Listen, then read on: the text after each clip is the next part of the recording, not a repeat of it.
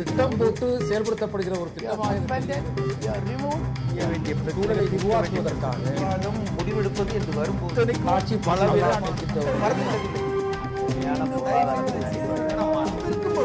எதிர்த்து பேசுகிறது. நேர்பட பேசி தொடர்கிறது. குமரேஷ், எந்த ஒரு கட்சிக்கும் தேர்தல் என்பது தவிர்க்க இயலாத ஒரு ஜனநாயக கடமை தான். மக்களுக்கும் தேர்தல் மூலமாக சில செய்திகள் கிடைக்கின்றன. ஒரு தேர்தல் முடிவை அரசியல் பார்வையாளர்கள் வேறு விதமாக அணுகிறாங்க. ஆனால் இந்த உள்ளாட்சி தேர்தல் அப்படின்ற ஒன்றுல இருந்தா அடிப்படையான கிராஸ் ரூட் லெவல் ஒர்க்கர்ஸ் தலைவர்களாக எமர்ஜ் ஆகிற ஒன்றை பார்க்கிறோம். ஒரு கவுன்சிலராக இருப்பாங்க. கோவையெல்லாம் பார்த்தீங்கன்னா ஒரு டிபிக்கல் எக்ஸாம்பிளாக இப்போ தெரியுது. ஒரு வார்டு கவுன்சிலராக இருந்தவர் மண்டல தலைவராகி இன்னைக்கு மேயர் வேட்பாளராக நிற்கிறார். அதிமுக சார்பில் நிறுத்தப்பட்டிருக்கிறார். இப்படி அடுத்த தலைமுறை தலைவர்களை, இளம் தலைவர்களை உருவாக்குற ஒரு தேர்தல் நடத்துகிற அமைப்பு விமர்சனத்துக்கு அப்பாற்பட்டதாக இருக்கணும். ஆனால் இந்திய தேர்தல் ஆணையத்தை விட மாநில தேர்தல் ஆணையம் என்பது கடுமையான விமர்சனங்களை எதிர்கொள்ளக்கூடிய ஒன்றாக இருக்கிறது. இதற்கு போதிய அதிகாரம் இல்லையா? அவங்களுக்கு சுயேட்சையா எடுக்கிற முடிவு எடுக்கிறதுக்கான அதிகாரம் இல்லையா? எதுல கோளாறு இருக்குன்னு நினைக்கிறீங்க? அதாவது ஒரு வாதத்துக்காக இப்ப நண்பர்கள்லாம் பேசினாங்க இல்லையா, ஒரு வாதத்துக்காக இந்த கடலூர் விஷயத்தை எடுத்துக்குவோம். அதுல இருந்தே நான் தொடங்க விரும்புறேன். கடலூர் விஷயம் கடைசி நேரத்தில் காலியாச்சு அந்த இடம்.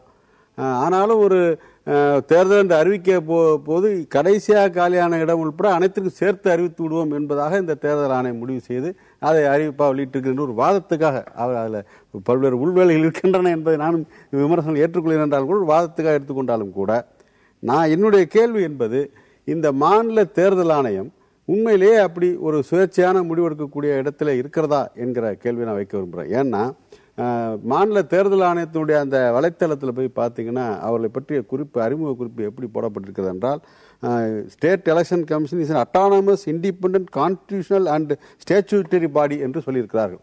அதாவது தன்னாளுமை உள்ள சுதந்திரமான அரசமைப்பு சாசனம் சார்ந்த ஒரு சட்டப்பூர்வ அமைப்பு என்று அர்த்தம். இந்த 4 அர்த்தங்களும் இன்றைக்கு மாநில தேர்தல் ஆணையத்துக்கு பொருந்துமா என்கிற கேள்வி எழுப்ப முடியாது. உண்மையிலேயே அது தன்னாளுமையோடு இருக்கிறதா? அது உண்மையிலேயே சுதந்திரமாக செயல்பட முடிகிறதா? இது இப்ப மட்டும் இல்ல, கடந்த திமுக ஆட்சி காலத்தில் அப்படிதான் இருந்தது. இதே விமர்சனம் இருந்தது. நான் செய்தியாளராக இருந்த போது உள்ளாட்சி தேர்தல் அறிவிக்கப்பட்ட போது மாநில தேர்தல் ஆணையரிடம் பேட்டி எடுக்க சென்றிருந்தேன் ஒரு பிரஸ் மீட்ல. அப்போ ஒரு கேள்வியை எழுப்பினேன். இந்திய தேர்தல் ஆணையம் காவல்துறையை கட்டுப்படுத்துகிற இருப்பது போல உங்களால் கட்டுப்படுத்த முடியவில்லை என்று எடுத்துக்கொள்ளலாமா என்ற ஒரு சம்பவத்தை உதாரணம் காட்டி சொன்ன போது அவர் சட்டென்று பேட்டியை முடித்துக் கொண்டு எழுந்து விட்டார். இதெல்லாம் நான் பார்த்திருக்காக அவர்களால் சுதந்திரமாக செயல்பட முடியவில்லை என்பதை அந்த காலத்தில் பார்த்திருக்கிறோம். இப்ப அதிமுக ஆட்சிக்கு வந்ததுக்கு அப்புறம் அந்த தேர்தல் ஆணையத்தை அப்படியே புனிதப்படுத்திருச்சா என்ன? அது அப்படியே தன்னுடைய பிடியிலிருந்து விடுவிச்சு சுதந்திரமா செயல்படுங்க, அந்த அரசமைப்பு சாசன அமைப்புங்கிற அந்த நாரியத்தை காப்பாத்துங்கன்னு அப்படி ஒரு தாராள உரிமையை வழங்கி விட்டார்களா என்ன?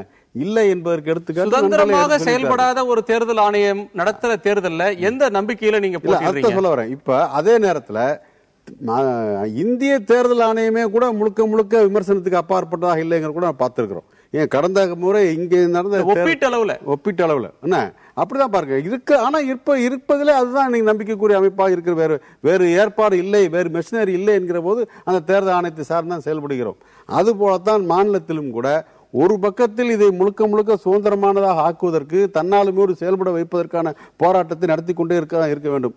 ஆனால் அதன் பிடியில தான் இன்றைக்கு தேர்தல் நடத்தப்படுகிறது என்கிற போது இதை புறக்கணிப்பது என்பது, நாளைக்கு இடைத்தேர்தல் என்று இல்லாமல் முழுமையான தேர்தலை அறிவிக்கப்படுகிற போது என்ன நிலை எடுப்பார்கள்? அப்பொழுது மட்டும் அந்த மாநில தேர்தல் ஆணையம் ஆளுங்கட்சியுடைய படியிலிருந்து விடுபட்டு சுதந்திரமாக செயல்பட்டு விடுமா என்ன? எனவே இது ஒரு தொடக்கம், இது ஒரு நல்ல வாய்ப்பு. நீங்கள் தன்னாட்சி இல்லாத அமைப்புன்னு சொல்றதை நீங்க எப்படி பார்க்கறீங்க? ஆளுங்கட்சியினுடைய கைப்பாவையாக இருக்குது அப்படின்ற விமர்சனத்துக்கு நீங்க சொல்ற பதில் என்ன திருக்குமார்? அது அவர்களுடைய பார்வை.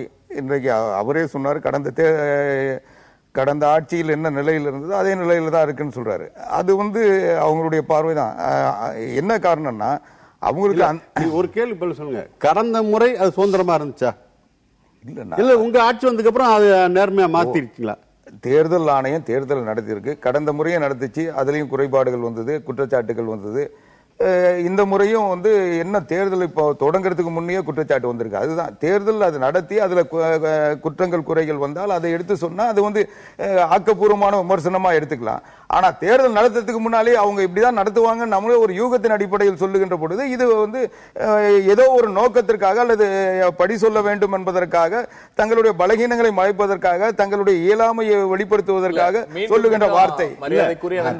அறிவிக்கப்பட்ட விதத்திலேயே இப்படி சந்தேகம் கொள்வதற்கான முகாந்தரங்கள் இருக்கிறது என்பதை சொல்லிட்டோமே. இல்ல அதுதான் மரியாதைக்குரிய ஆவடிக்குமார் அவர்கள் மீண்டும் மீண்டும் சொல்றாரு இயலாமை இயலாமைன்னு. இங்க யாருக்கு இயலாமை அப்படிங்கறத நீங்க அடிக்கோடிட்டு பார்க்கணும். நான் மீண்டும் சொல்றது கடந்த மாதம் 6ஆம் தேதி அறிவிக்கிறப்ப செப்டம்பர் 18 அறிவிச்சுட்டு திடீர்னு அன்னைக்கு மாலை வாங்கிடுறாங்க. திடீர்னு 28ஆம் தேதி அறிவிக்கிறாங்க. 28ஆம் தேதி அறிவிக்கிறதுக்கு முந்தின நாள் கோயம்புத்தூருக்கு ஏறக்குறைய ஒரு 800 கோடி, திருநெல்வேலி தூத்துக்குடிக்கு ஒரு 2377 கோடி இப்படின்னு அறிவிச்சுட்டு அடுத்த நாள் இதுல என்ன பிரச்சனைனா ஏன் அறிவிக்க கூடாதுன்னு ஆவடிக்குமார் அவர்கள் கேட்பார். நான் என்ன சொல்றேன், அதுக்கு 2 நாளைக்கு முன்னாடி உள்ளாட்சித்துறை மானிய கோரிக்கை நடந்துச்சு.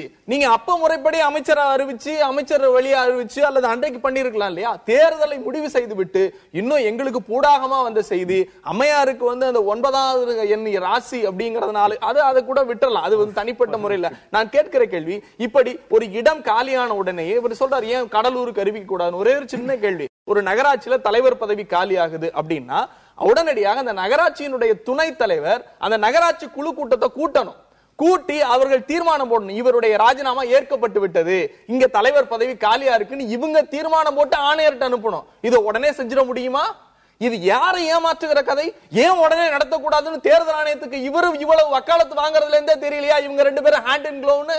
ஆக இதனுடைய அடிப்படையில சுதந்திரமா அப்புறம் குறை சொல்றதுக்கு உங்களுக்கு உரிமை இருக்கும் போது அதை இல்லைன்னு சொல்றதுக்கு அவங்க உரிமை இல்லையா? 1000 உரிமைகள் இருக்கிறது. ஆனா குறை சொல்வது எதனுடைய அடிப்படையில நாங்க சொல்றோம் பார்க்கணும். கால அவகாசம், கால இடைவெளி, 1.5 மாத கால இடைவெளி எங்க இருக்கு, 3 நாள் எங்க இருக்கு, ஏறக்குறைய 43 நாள் அந்த ஆகஸ்ட் 6ஆம் தேதியில இருந்து இந்த அறிவிப்புல இருந்து வெறும் 3 நாள். நீங்க 3 நாளைக்கு 46 நாளைக்கு உள்ள வித்தியாசத்தை பாருங்க. இடையில அறிவிக்கப்பட்டிருக்கிற குறிப்பிட்ட பகுதிகளுக்கு அறிவிக்கப்பட்டிருக்கிற அறிவிப்புகளை பாருங்க.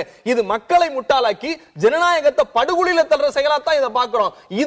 இந்த இயலாமை தன்மை இவர்கள் செய்துவிட்டு எதிர்கட்சிகளை இயலாமை என்பது ஒரு ஜனநாயக தேர்தல் நடைமுறையில இவர்கள் தான் இயலாமையில் இருக்கிறார்கள் என்பதை வெளிப்பாடுகிறது. அதாவது தலைவர் தன்னுடைய பதவியை ராஜினாமா செய்தவுடன் துணைத் தலைவராக இருந்த குமார் அதனுடைய பொறுப்பை ஏற்று அன்னைக்கே எல்லா பத்திரிகைகளும் செய்தி வந்திருக்கு, அன்னைக்கே பொறுப்பேற்றுக்கிட்டாரு. 2வது நகரமன்றத்தில் தீர்மானம் போட்டு தான் காலின்னு அறிவிக்க வேண்டிய அவசியம் கிடையாது. ஒரு தலைவர் பதவி ரிசைன் பண்ணாவே அவர் உடனடியாக அங்க இருக்கிற ஆணையாளரோ அல்லது ஆணையாளர் பொறுப்பில் இருக்கின்றவரோ தேர்தல் ஆணையத்துக்கு இடம் காலின்னு சொல்லி அறிவிப்பு தந்துருவாங்க. இதுதான் நடைமுறை. இன்னும் சொல்ல போனா அதே கடலூர்ல வார்டு உறுப்பினருக்குரிய தேர்தல் பணிகள் நடைபெற்றுக் கொண்டிருந்தன. ஏற்கனவே அந்த ஒரு வார்டுல உறுப்பினர் பதவி காலியா இருந்தது, அதுக்கு தேர்தல் அறிவிக்கப்பட்டு நீங்க பேசுறத நான் குறிக்கல. அவர் சொல்றத நீங்க என்ன ஏத்துக்கிறது? நீங்க யார் ஏத்துக்கிறது? உங்களை முதல்ல மக்கள் ஏத்துக்கிறாங்க. யார் தேர்தல் ஆணையத்துக்கு கடிதம் அனுப்புனா இந்த இடம் காலியா இருக்குன்னு கடிதம் உங்ககிட்ட சொல்ல வேண்டிய அவசியம் இல்ல. உங்ககிட்ட சொல்ல என்ன? அது நீங்க கேளுங்க, கேளுங்க. அது வேற யார் கேள்வி கேட்கிறது? பதில் சொல்றதுக்கு உரிமை இருக்கு, கேள்வி கேட்கிறதுக்கு உரிமை இருக்கு. அதாவது இந்த தேர்தல் நடைமுறையை இன்னும் சொல்ல போனா இந்த அரசியல் கட்சிகள் இன்னைக்கு என்னன்னா நாடாளுமன்ற தேர்தல் அல்லது சட்டமன்ற தேர்தல்னா அவங்களுடைய பலத்தை பெறுவதற்கும் அரசியல்ல பதவி பெறுவதற்கும் தலைவர்கள் தன்னுடைய நிலையை உயர்த்தி கொள்வதற்கும் உதவும். ஆனா இது கீழ்மட்டத்தில் இருக்கின்ற தொண்டர்கள் அவர்கள் பலன் பெறுவதாலோ பதவி பெறுவதாலோ இவர்களுக்கு எந்த லாபமும் இல்லை. அதனால இவங்க தொண்டர்களை கேடு அந்த பதவிக்கு வர்றதை விரும்பல. அதனால அவங்க தேர்தலை சந்திக்க தயாரா இல்லை. இவங்க ஒரு நிலையை எடுத்து இவங்க செலவழிச்சோ அல்லது அவர் வேட்பாளர்களை தேர்ந்தெடுத்தோ அவங்களை கொண்டு போய் நிறுத்தி அவனை தலைவர் ஆக்கிறதோ அல்லது மேயர் ஆக்கிறதோ இவங்களுக்கு எந்த லாபமும் இல்லை.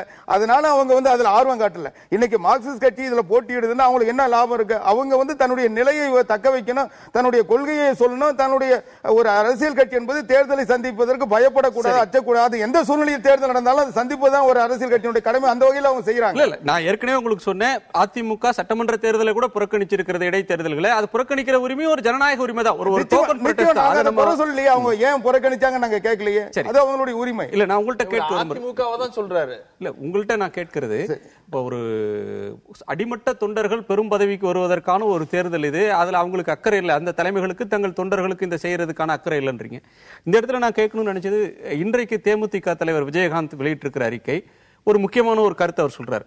அது தூத்துக்குடி, திருநெல்வேலி போன்ற இடங்களுக்கு நடந்த தேர்தலை காட்டிலும் மற்ற இடங்களுக்கு நடக்கிறது. ஒரு இயல்பாக இடைத்தேர்தல் என்பது ஒருவர் இறந்து விட்டால் அந்த இடம் வர்றது. தூத்துக்குடியும் திருநெல்வேலியும் அந்த அவர்களுக்கு எம்பி வாய்ப்பு கிடைச்சி அவங்க போனாங்க, அதனால இடைத்தேர்தல் வருது.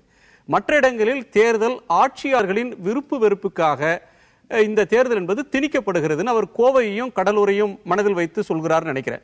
திணிக்கப்படுகிறதுன்னு சொல்றாரு. ஏன் அந்த ஒரு நிலைமை ஏற்படுது? அதை ஏன் அந்த நிலைமை வந்ததுன்னு வாக்களித்த மக்களுக்கு அந்த மேயராக இருந்த சேமா வேலுச்சாமி அவர்களோ அல்லது அவரை நியமித்த அந்த கட்சியினுடைய பொதுச் செயலாளர் முதலமைச்சர் அவர்களோ பதில் சொல்லணுமா, விளக்கணும்ன்ற எதிர்பார்ப்பு மக்களுக்கு இருந்தா அது சரியா? நிச்சயமா அவங்களுக்கு இருந்தா அது சரி. ஆனா ஏன் நீக்கினாங்கன்றதுக்கு மக்களுக்கு தெரியும். ஒரு அசம்பாவிதம் நடக்குது, ஒரு விபத்து நடக்குது. அதை வந்து ஒரு பொறுப்பான மேயரா இருக்கிறவர், அந்த மக்களை காக்க வேண்டியவர், அதுல கவனம் செலுத்தாம அந்த டிரைவர் தவறு செஞ்சா கூட உடனடியா வந்து அதுக்கு நிவாரணம் தேடி இருக்கணும், அதை செய்யல. அதனால இப்படி ஒரு பொறுப்பில்லாம நடந்துகிட்டாரு. அதனால அவருக்கு வந்து கட்சி உடனடியா ஒரு விலக சொல்லுது. அது வந்து அவருடைய கவனக்குறைவா இருந்தா கூட அதையே ஒரு ஒழுக்கக்கேடா வந்து தலைமை நினைச்சது, அது விலக சொல்லிச்சு. அதனால இது ஏன் காரணம், எது காரணம்னா அது வந்து ஒரு நியாயமான தலைமை, தன்னுடைய கட்சி தொண்டர்கள் இப்படிதான் இருக்கணும், அவங்க பொதுமக்களை வழிநடத்த வேண்டியவர்கள், இவர்களே ஒரு வழிகாட்டிகளாக இருக்க வேண்டியவர்கள், இவர்கள் வந்து ஒரு குற்றச்சாட்டுக்கு ஆளாக கூடாது என்பதால் அது அந்த நிலை வந்தது. அதுல என்ன தப்பு?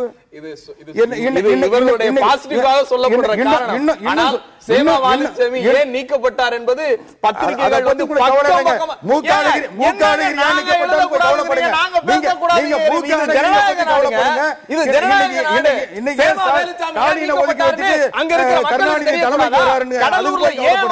மாநகர் நகராட்சி ஆணையர் தாக்கப்பட்டாருங்கிற விஷயம் மக்களுக்கு தெரியக்கூடாதா? இவர் ஏன் ராஜினாமா பண்ணதுன்னு மக்களுக்கு தெரியக்கூடாதா? அல்லது போட்டியிட தகுதி இருக்கிற எதிர்க்கட்சிகள் கூட கேட்க கூடாதுன்னா நீ கேட்க கூடாது, நீ கவலைப்படக்கூடாதுன்னா இது ஜனநாயகமா இல்ல வந்து அதிமுகவின் சர்வாதிகார நாடா? தென்மண்டலத்தை தேர்தலை சந்திப்பதற்கு திமுக பயப்படுறது காரணம் என்ன? அதுக்கு பதில் சொல்லுங்க. தென்மண்டலத்துல போய் வேட்பாளர் நிறுத்தினா வேட்பாளரை மூக்காடகிரி காலி பண்ணிடுவாரு. அதுக்காக பயந்துட்டு நீங்க ஏன் தலையிடுறீங்க? சரி, திரு ஆலூர் ஷானவாஸ், ஒரு நாடாளுமன்ற தேர்தல் முடிஞ்சு 2 மாசத்துக்குள்ள பீகார்ல ஒரு ரீஅலைன்மெண்ட் வருது. எதிரும் புதிருமாக இருந்த நிதிஷ்குமாரும் லாலுவும் களத்துல பிஜேபி எதிர்கொள்ளணும்னா நம்ம சேர்ந்தாதான் முடியும்னு நிக்கிறாங்க. ஒரு அண்டர்ஸ்டாண்டிங்க்கு வராங்க, பகையை மறக்கிறாங்க, தேர்தலில் நிக்கிறாங்க, வெற்றி பெறவும் செய்யறாங்க. ஆனா தமிழ்நாட்டில் அப்படியான ஒரு ரீஅலைன்மெண்ட் ஏன் வரல? எதிர்கட்சிகள் வந்து எல்லா கட்சியும் ஆளுங்கட்சியின் மீது குறை சொல்கிறது, தேர்தல் ஆணையத்து மேல குறை சொல்லிட்டு ஒதுங்கி போறாங்க, தேர்தலில் போட்டியிடல. ஒன்று ஒரு புதிய அணி அமைக்கிறதுக்கு ஆட்கள் வரலையா, போதுமான அணி அமைத்து போட்டியிடக்கூடிய பலம் இல்லையா, அல்லது இருக்கக்கூடிய நிலையிலேயே இந்த தேர்தலை சந்திப்போம், இந்த தேர்தலை சந்தித்து மக்கள்கிட்ட தேர்தல் ஆணையம் என்னென்ன தவறுகளை செய்கிறதோ அதை அன்றாடம் வெளிப்படுத்துவோம் அப்படின்றதுதான் ஜனநாயக கடமை அப்படின்ற ஒரு விஷயத்தை திமுக உள்ளிட்ட கட்சிகள் மறந்துருச்சுன்னு சொல்லலாமா? அதாவது பொது எதிரியாக பாஜகவை முன்னிறுத்தி மதச்சார்பற்ற சக்திகள் ஒருங்கிணைந்திருக்கிறார்கள் பீகாரில். அது நாடு முழுவதும் உள்ள மதச்சார்பற்ற சக்திகளுக்கு சொல்லப்பட்டிருக்கிற ஒரு மிக முக்கியமான அறைகூவல். அதை எடுத்துக்கொண்டு எல்லா மாநிலங்களிலும் இதுபோன்று ஆளும் கட்சியை, குறிப்பாக பாரதிய ஜனதாவை வீழ்த்துவதற்கான ஒரு அணியை மதச்சார்பற்ற சக்திகள் அமைக்க வேண்டும். இடதுசாரிகள் அதற்கு முன்வர வேண்டும். குறிப்பாக இடதுசாரிகளை இது நாங்கள் இன்னைக்கு நேரத்தில் பல காலமா சொல்லிக்கிட்டு இருக்கிறோம். அப்பெல்லாம் அவங்க அதை வந்து ஏற்றுக்கல. ஆனா இன்னைக்கு பீகார் வந்து அதை சொல்லுது, நீங்க எல்லாரும் சேர்ந்தீங்கன்னா என்ன நடக்கும் அப்படின்னு. அதுதான் அதே போல தமிழ்நாட்டிலும் இன்றைக்கு அது போன்ற ஒரு அணி தேவைப்படுகிறது. ஏன்னா அதிமுக எப்படி கூட்டணி கட்சிகளை கையாளுகிறதுங்கிறத கடந்த காலம் மிகப்பெரிய படிப்பணியாக நமக்கு சொல்லுது. அப்ப அவங்க எப்படி வேணாலும் நம்மளை டீல் பண்ணுவாங்க, நாம இப்படி பிரிஞ்சே நிற்போம் அப்படின்னா அவர்களுக்கான பாடத்தை எப்படி உணர்த்துவது? தேர்தல் ஆணையத்திற்கு எப்படி பாடத்தை உணர்த்துவது, அதிமுகவுக்கு எப்படி பாடத்தை உணர்த்துவது? அப்போ சேர்ந்து நிற்க வேண்டிய பொறுப்பு இந்த கட்சிகளுக்கு இருக்கிறது. குறிப்பாக தேமுதிகவுக்கு, மதிமுகவுக்கு, இடதுசாரிகளுக்கு. இவர்களெல்லாம் திமுகவின் ஒரு திமுக தலைமையிலான ஒரு அணியில் இணைந்து செயல்பட்டால் இன்றைக்கு அதிமுகவை மிக எளிதாக. திரு ஷானவாஸ், நீங்க சொல்றீங்க, ஆனா உங்க கட்சியை, விடுதலை சிறுத்தைகள் கட்சியை திமுக அணியில் தொடருமா இல்லையா என்பதை பற்றி எங்க தொண்டர்கள்ட்ட நான் கருத்து கேட்க விரும்புற நிலைமை இருக்குன்னு சொல்லி நீங்க தொடக்கத்துல சொன்ன ஒரு நிலையை பார்த்தோம். தொடருவோமா இல்லையா என்பதற்காக நான் கருத்து கேட்கல. நாம் தனித்து போட்டியிடுவதா கூட்டணியில் தொடர்வதா என்பது மட்டும்தான். நாங்க தனித்து கூட்டணி திமுக கூட்டணி, அதனால நான் தொடர்ந்து போட்டியிடுவது பத்தி தான் நாங்க பேசுறோமே தவிர திமுக இருந்து விலகிறது பத்தி நாங்க தொண்டர்கள்ட்ட கருத்து. சரி, ஒருதல் அணி மாற்றத்துக்கு வழிவகுக்கிறது அல்லது அணி மாற்றம் ஏற்படாமல் போகிறது அப்படின்னு வச்சுக்கிட்டோம்னா கூட, நீங்க ஒரு மார்க்சிஸ்ட் கட்சி ஊழியர் அல்லது அதனுடைய பத்திரிகை ஆசிரியர் அப்படின்றத கடந்து ஒரு பத்திரிகையாளராக உங்கள்கிட்ட நான் கேட்கிறது, இன்றைக்கு விஜயகாந்த் பிஜேபியை ஆதரிக்கிறார், இன்றைக்கு தேர்தல் களம் அதிமுக நிற்கிறது, அதற்கு அடுத்தபடியாக பாரதிய ஜனதா கட்சி நிற்கிறது அப்படின்னு பொருள் எடுத்துக்கொண்டோம்னா, அந்த அணிக்கு கடந்த தேர்தலில் போட்டி தலைமை தாங்கின தேமுதிக இன்றைக்கு ஆதரிக்க முன் வந்திருக்கிறது, மதிமுகவும் ஆதரிக்க முன் வந்திருக்கிறது. அப்ப தமிழ்நாட்டில் திமுக வாக்குகளையும் வாங்கிக் கொள்ளலாம், இந்த எதிர்ப்பு வாக்குகள் எல்லாம் வாங்கிக் கொள்ளக்கூடிய நிலைமைக்கு பாஜக அதற்கு ஆசைப்படுகிறது, அந்த இடத்துல தன்னை பொசிஷன் பண்ணிக்கிறதுக்கு முயற்சி பண்ணுது அப்படின்னு பார்க்கலாமா இதை? அதாவது நீங்க சொன்னது போல தேமுதிக, மதிமுக ஆகிய கட்சிகள் தாங்கள் நேரடியாக போட்டியிடாவிட்டாலும் யாருக்கு தங்களுடைய ஆதரவு என்ற அடிப்படையில் இந்த தேர்தலில் பங்கெடுக்கின்றன என்றுதான் அர்த்தம். அவங்க புறக்கணிச்சிட்டதாக நம்ம பொருள் எடுக்கிறோம். அவர்கள் போட்டியிடாட்டா என்ன, தாங்க அவருடைய ஒரு கட்சிக்கு ஆதரவு அளிக்கிறார்கள். ஆனால் திமுக அப்படிப்பட்ட நிலைப்பாடு எதுவும் அறிவிக்கல. அவங்க இந்த தேர்தலில் யார் பக்கம் நிற்க போகிறோம், இந்த இடைத்தேர்தலில் எந்த பகுதியில் யாருக்கு என்பது ஒரு குறைந்தபட்சம் உள்ளூரில் என்ன முடிவெடுக்க வேண்டும் என்பது குறித்து எந்த வழிகாட்டில் இருப்பதாக தெரியவில்லை. அது ஒருவேளை எதிர்காலத்தில் அப்படி அடுத்தடுத்த நாட்கள் அந்த செய்தி வரலாம் என்று பார்க்கலாம். ஆனால் நண்பர் ஒரு ஷாவர்னவாஸ் ஒரு கேள்வி வச்சாரு, இடதுசாரிகளுக்கு வேண்டுகோள் கொடுத்தோம் அவர்கள் கேட்கவில்லை என்று சொன்னாரு. இடதுசாரியில் அப்படி ஒரு முயற்சியை எடுத்த போது விடுதலை சிறுத்தைகள் கட்சி யார் பக்கத்தில் நின்றது? சரி, முக்கியமா இந்த தமிழ்நாடு சார்ந்த இன்னொரு விஷயத்தை வைக்க விரும்புறேன். வெறும் மாநில தேர்தல் ஆணையத்துடைய குறைபாடு என்பதோடு மட்டுமே இந்த வாதம் நின்று விடுவது சரியல்ல என்று நான் பார்க்கிறேன். மாநில அரசை கையில வைத்திருக்கிற ஆளுங்கட்சி அவருடைய அணுகுமுறை, அடுத்தடுத்து அவர்கள் மேற்கொண்டு வந்திருக்கிற அவர் என்னென்ன நடவடிக்கை எடுத்திருக்கார், வரவேற்கத்தக்க பல நடவடிக்கை, அதெல்லாம் தனி, ஆனால் அதுக்குள்ள நேரம் இல்லை. ஆனால் பல நடவடிக்கைகள் வரவேற்கத்தக்க விஷயங்கள் இந்த அரசு செய்திருக்கிறது. ஆனால் அது குறித்த எந்த விவாதத்திற்கும் இடையில்லாமல் அங்கே சட்டமன்றத்தில் ஜனநாயகம் இல்லை, வெளியேயும் ஜனநாயகம் இல்லை என்பதால் ஒரு சூழல். உள்ளே பேசினால் வெளியேற்றம், வெளியே அரசை விமர்சித்தால் அவர் மீது அவதூறு வழக்கு என்பதாகலாம் இந்த அரசு போய்கொண்டிருக்கிறதே. இதையெல்லாம் இந்த தேர்தல் களத்தில் எடுத்து பேசுவதற்கு மக்கள் மத்தியில் ஒரு அரசியல் விழிப்புணர்வு ஏற்படுத்துவதற்கான முக்கியமான வாய்ப்பு அல்லவா இது? அந்த வாய்ப்பை மக்களிடம் இந்த அரசியல் பேசுகிற அந்த தருணத்தை ஏன் ஒரு பொறுப்புள்ள எதிர்க்கட்சி கைவிட வேண்டும்? அந்த கட்சியோடு இணைந்திருக்கிற விசிக போன்ற கட்சிகள் ஏன் கைவிட வேண்டும் என்பதான் என்னுடைய கேள்வி. சரி, திரு ஆவடிக்குமார், இந்த குற்றச்சாட்டுக்கு பதில் சொல்றதற்கு முன்னால தமிழ்நாட்டு அரசியல் களத்துல இப்ப தேமுதிக, பாமக, மதிமுக உள்ளிட்ட கட்சிகள்லாம் ஆட்சி மாற்றத்திற்கு பிறகு பாரதிய ஜனதா கட்சியில அதிருப்தி எல்லாம் இருந்தாலும் கூட அதை மறைத்துக் கொண்டு அவர்கள் தலைமையை ஏற்க முன்வர்றாங்கன்னு இதை பார்க்கிறதா? ஒரே ஒரு கருத்து அவர் சேர்த்து சொல்லவே ஒரு சுருக்கமா சொல்லிடுறேன். அதாவது இப்பொழுது இந்த புறக்கணிப்பு முடிவு என்பது ஒரு வகையில் ஆளும் கட்சிக்கு தன்னை எதிர்ப்பதற்கு ஆள் இல்லை என்கின்ற மன துணிவை கொடுக்காதா? அது ஜனநாயகத்திற்கு நல்லதா? அப்படி ஒரு எண்ணத்தை ஏற்படுத்துவதற்கு திமுக போன்ற பெரிய கட்சிகள், விடுதலை சிறுத்தைகள் போன்ற முக்கியமான பொறுப்புள்ள கட்சிகள் இடம் தரலாமா? அதான் என்னோட கேள்வி. அதாவது ஆலூர் சீனிவாஸ் சொன்னதும் சரி, தோடர் சொன்னதும் சரி, ஒரு கருத்தை அவங்க எனக்கு கூட தோடருடைய பேச்சிலிருந்து தெரியறது என்னன்னா, இது பாரதிய ஜனதா கட்சி அதிமுகவும் நெருங்கி வருதுன்னு ஒரு தோற்றத்தை எதிர்கட்சிகள் தேர்தல் நேரத்திலையும் உருவாக்குனாங்க. அதுக்கு பிறகு தொடர்ந்து பல கட்சிகள் உருவாக்கிட்டு இருக்காங்க. ஆனா உண்மை என்னன்னா, இன்றைக்கு பாரதிய ஜனதா கட்சியை பலப்படுத்துவதற்கு மத்திய அரசாங்கத்தை இவர்கள் அணுகுவதற்கு இலகுவாக பாரதிய ஜனதா கட்சியை இங்கே காலூன்ற செய்வதற்கு இன்றைக்கு இவர்கள் தேர்தல் புறக்கணிப்பு நாடகத்தை நடத்தி கொண்டிருக்கார்கள். நான் ஆலோசனை சொன்னாரு, இன்னைக்கு மார்க்சிஸ்ட் கட்சி இடதுசாரிகள் எதிர்த்து நிக்கிறாங்க, அவங்க ஒரு அணி அமைக்கணும்னு சொன்னாரு. இன்னைக்கு இந்த புறக்கணிக்கிற கட்சிகள் மார்க்சிஸ்ட் ஆதரிப்பாங்களா? சரி, நிச்சயமா என்ன காரணம்? பாரதிய கட்சியை நெருங்க சொல்ல அவங்களுக்கு இவங்களோட நெருங்க சொல்ல 2001 தேர்தலுக்கு பிறகு சாத்தான்குளம் இடைத்தேர்தல் வந்தப்ப அதுல சட்டமன்ற தேர்தலில் திமுக பங்கேற்கல, காங்கிரஸ் தான் போட்டியிட்டது அதிமுக எதிராக. ஓராண்டுகள் கழித்து காங்கிரசுக்கும் திமுகவுக்கும் கூட்டணி வந்தது. இப்போ ஒரு தேர்தல் அடுத்து அணி மாறி ஒரு கூட்டணி வைக்கிறதுக்கு முன்னாடி ஒரு தேர்தலை புறக்கணிக்கிறதுன்றது ஒரு ஃபேஷனா? அது ஒரு முன்னோட்டம்னு பார்க்கிறதா? நீங்க அப்படி பார்க்க முடியாது. நீங்க என்றைக்குமே திராவிட முன்னேற்ற கழகம் அதனுடைய அடித்தளமான மதச்சார்பின்மை அப்படிங்கறதுல தெளிவா இருக்கு. அதோட நீங்க சாத்தான் குலத்திற்கு ஒப்பிட்டு சொன்னதுனால சொல்றேன். தோழர் எங்கிட்ட 2-3 கேள்விகள் வச்சிருக்காரு. மிக சுருக்கமா சொல்லி, ரொம்ப சுருக்கமா. ஆமா, கண்டிப்பா. அவர் இதை மக்கள்கிட்ட கொண்டு போய் சேர்க்க வேண்டிய நேரம்ங்கிறாரு. அதற்கான மக்களை, அந்த வேட்பாளர்களை தேர்ந்தெடுக்கிறதுக்கே நீங்க ஃபர்ஸ்ட் பிகினிங் பாயிண்ட்ல ஃபுல் ஸ்டாப் வச்சிட்டீங்கன்னா அப்புறம் எங்க நாங்க போய் மக்களை சந்திக்கிறது? நன்றி. உங்கள் நாளுடைய வருகைக்கும் கருத்து பகிர்வுக்கும் மிக்க நன்றி. நேயர்களிடம் நாம் எழுப்பியிருந்த இந்த கேள்விக்கு அவர்கள் முன்வைத்திருந்த பதிலை பார்க்கலாம். உள்ளாட்சி இடைத்தேர்தல் புறக்கணிப்பு அரசியல் களத்தில் தாக்கத்தை ஏற்படுத்துமா, அணிகள் மாற்றத்துக்கு வழிவகுக்குமா, அல்லது முக்கியத்துவமற்ற ஒன்றா என்று கேட்டிருந்தோம். 19% நேயர்கள் தாக்கத்தை ஏற்படுத்தும் என்றும், அணிகள் மாறும் என்று 15% பேரும், 66% பேர் இது முக்கியத்துவமற்ற தேர்தல் என்றும் தெரிவித்திருக்கிறார்கள். அந்த நேயர்களுக்கு நன்றி. வருகைக்கு கருத்துக்களை பகிர்ந்து கொண்ட உங்களுக்கும் நன்றி. நேயர்களே, மற்றொரு நேர்பட பேசு நிகழ்ச்சியில் சந்திக்கலாம். வணக்கம்.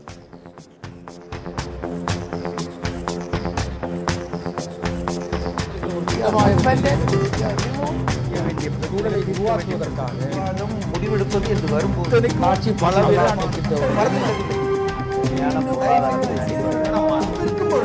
எதிர்த்து பேசிட்டு வழியை தவிர மக்கள் தங்களுடைய பங்களிப்பு